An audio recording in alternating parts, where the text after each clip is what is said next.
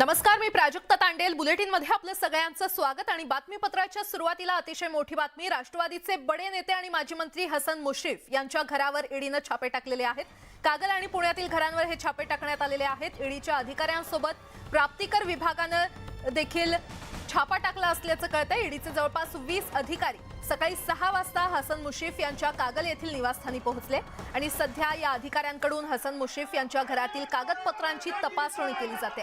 गडहिंग्लज येथील अप्पासाहेब नलावडे साखर कारखान्यातील 100 कोटींच्या आर्थिक गैरव्यवहार प्रकरणी ही धाड पडल्याचं सांगण्यात येत आहे. दरम्यान ईडीच्या या कारवाईनंतर मुश्रीफ समर्थकांनी ठिकठिकाणी बंद पुकारलाय. कोल्हापुरात तणावाचं वातावरण पसरलं असून मोठ्या प्रमाणात पोलीस बंदोबस्त ठेवण्यात आलेला आहे.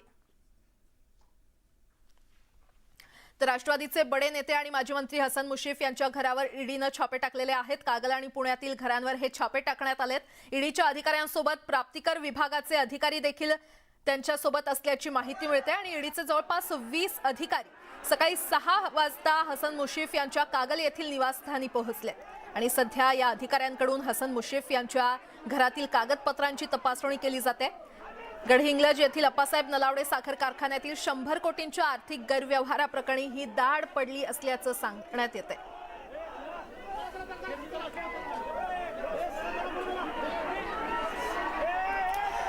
आणि या संदर्भात अधिक माहिती देण्यासाठी आमचे प्रतिनिधी मुंबई, कोल्हापूर आणि पुण्यातून जोडले गेलेले आहेत.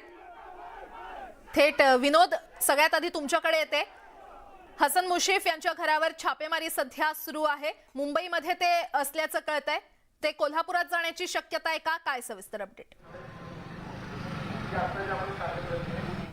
अप्पासाहेब नलावडे सहकारी कारखान्यासहित अनेक गोष्टींमध्ये आज ईडीची छापेमारी राष्ट्रवादी काँग्रेस पक्षाचे माजी मंत्री आणि नेते हसन मुश्रीफ यांच्या निवासस्थानी कोल्हापूरमध्ये सुरू आहे.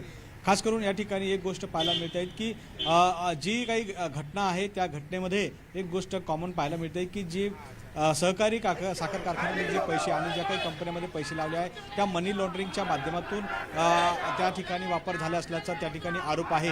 एक गोष्ट या ठिकाणी पाहायला मिळते की रात्री उशिरा हसन मुश्रीफ हे त्यांचं मुंबईतलं जे निवासस्थान आहे सी लॉड या ठिकाणी रात्री उशिरा ते या ठिकाणी दाखल झाले आहे आणि त्यांच्याशी बातचीतही फोनवर झाली आहे. त्यांचं समज आहे की मी सगळ्या गोष्टींची माहिती घेतो, चर्चा करतो आणि त्यानंतर आमची स्वतःची भूमिका ते मांडणार आहेत.